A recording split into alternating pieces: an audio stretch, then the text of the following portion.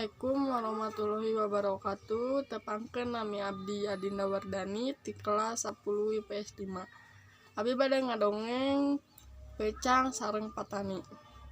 Hiji poe Pecang ngadatangan kebon bonteng Patani.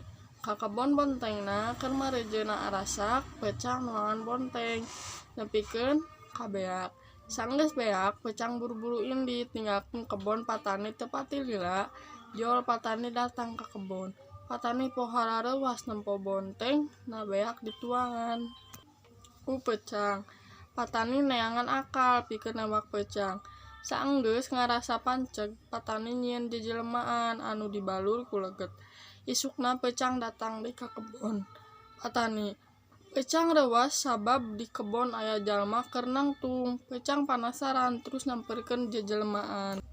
Pecang nanya sababaraha kali, tapi teu ditembalan. Pecang jadi keuheul, Pecang najong jejelmaan, tapi sukuna jadi rapet ditajong deui ku suku nu tukang. Sukuna rapet deui diteungeur ku huluna. Huluna oge milu rapet, atukna Pecang ceurik pasrah kana nasib.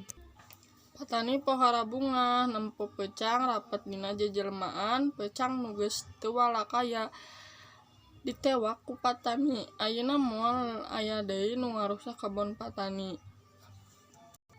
Sakitu wae dongeng ti abdi. Assalamualaikum warahmatullahi wabarakatuh.